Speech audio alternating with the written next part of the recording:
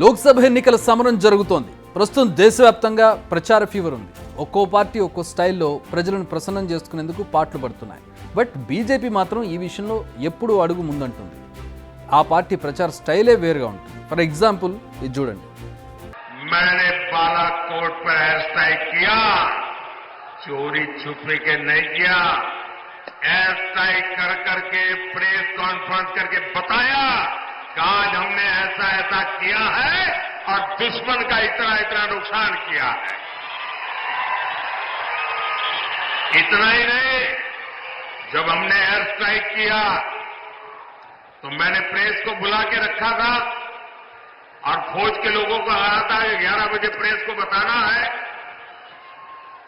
लेकिन मैंने कहा कि उसके पहले मैं पाकिस्तान को टेलीफोन करके सूचना दूंगा कि आज हमने रात को एयर स्ट्राइक की है, तुम्हारे इतने लोगों को मारा, इतनी तबाही की है, उनको बता दूंगा, छुपाऊंगा नहीं।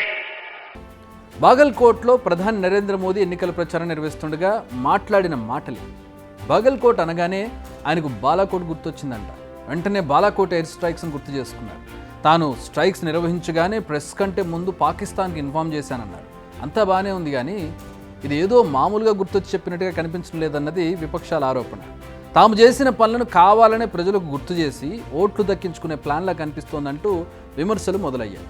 నిజానికి మోడీ రెండోసారి అధికారంలోకి రావడానికి ఈ ఎయిర్ స్ట్రైక్స్ చాలా ఉపయోగపడ్డాయని చెప్పాలి. కానీ ఈసారి అలాంటివి ఏం లేవు. అందుకే ఈ అంశాలను మోడీ ప్రస్తుతం తాజాగా తెర మీదకు తెస్తున్నారు. ఈ అనుమానాలు కూడా అపోజిషన్ పార్టీస్ నుంచి వస్తున్నాయి. ఇది ఒకటే కాదు, ఇప్పుడు ప్రతి అంశాన్ని తమకు అనుకూలంగా మలుచుకునే ప్రయత్నం చేస్తోంది బీజేపీ.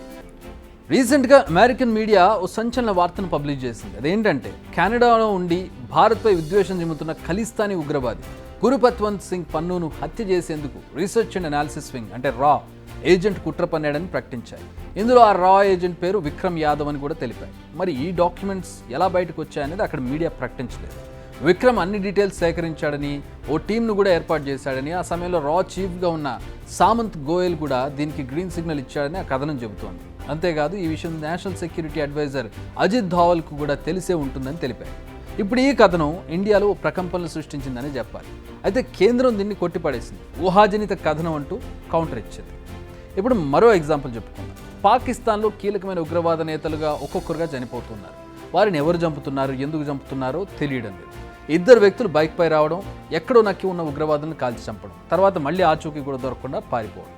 గత కొన్ని రోజులుగా ఇది జరుగుతూ వస్తుంది. ఇప్పటి వరకు 20 మందికి పైగా కీలక ఉగ్రనేతలు ఇలాగే చనిపోయారు. పాక్ పోలీసులు, ఇంటెలిజెన్స్ వ్యవస్థలు ఇప్పటి వరకు ఒక్కరిని కూడా అరెస్ట్ చేయలేకపోయారు. ప్రస్తుతం ఈ రెండు విషయాలపై సోషల్ మీడియాలో వైరల్గా మారాయి. ఎవరు చేస్తున్నారు, ఎందుకు చేస్తున్నారు అనేది తెలియకపోయినా ఇవి ఇండియాకు మాత్రం good news. At the same time ప్రధాని మోడీ ఈ మధ్య కీలక వ్యాఖ్యలు చేస్తున్నారు. భారత్కు వ్యతిరేకంగా ఎవరు ఏ పనులు చేసినా వారి ఇంట్లోకి వెళ్ళి హతమారుస్తామని. ఇప్పుడు ఆయన చెప్పే డైలాగ్స్కు ఇక్కడ జరిగే పనులకు లింక్ చేస్తూ బీజేపీ ప్రచారం చేసుకుంటుంది. సో ఇండైరెక్ట్గా ఈ పనులు చేసింది తామే అని క్లెయిమ్ చేసుకుంటోందా అధికార పార్టీ అని అపోజిషన్ ప్రశ్నిస్తోంది. కానీ అధికారికంగా మాత్రం ఈ విషయాలపై మౌనంగానే సమాధానం చెప్తున్నారు. అధికారికంగా ఎవరు ఎక్కడ ప్రకటించడం లేదు. ఇది అంతర్జాతీయ విషయాలు. ఇక నేషనల్ టాపిక్స్ విషయానికి వస్తే, ప్రస్తుతం నేషనల్ వైడ్గా హాట్ టాపిక్ రిజర్వేషన్స్. బీజేపీ మళ్ళీ అధికారంలోకి వస్తే రిజర్వేషన్లను రద్దు చేస్తారంటూ కాంగ్రెస్ నేతలు ప్రచారం చేస్తున్నారు. ఈ అంశంపై ఇన్నాళ్లు మౌనంగా ఉన్న బీజేపీ పెద్దలు ఇప్పుడు కొత్త మాట ఎత్తుకున్నారు. ఎప్పుడైతే Amit Shah edit video social మీడియాలో వైరల్గా మారిందో ఆ వీడియోను చూపిస్తూ ఇది కాంగ్రెస్ కుట్రే అంటున్నారు. అంతేకాదు, తాము రిజర్వేషన్లను రద్దు చేస్తామని ఎక్కడ చెప్పాం, ఎప్పుడు చెప్పామంటూ రివర్స్ అటాక్ మొదలుపెట్టారు. कांग्रेस पार्टी एक झूठ फैलाकर जनता के बीच में भ्रांति पैदा करना चाहती है। मैं ये बात स्पष्ट कर देना चाहता हूं कि Bharatiya Janata party ST, SC, OBC के आरक्षण की समर्थक है और हमेशा इसके संरक्षक के रूप में अपनी भूमिका निभाएगी।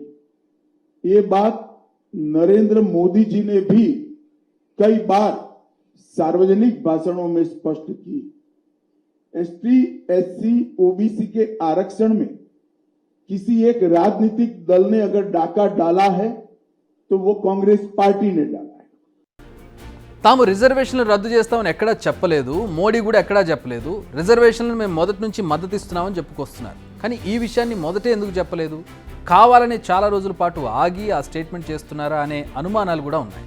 ప్రస్తుతం ఫేక్ వీడియోను బేస్ చేసుకుని కాంగ్రెస్పై బద్నాంగా మొదలుపెట్టినట్టుగా కనబడుతోంది.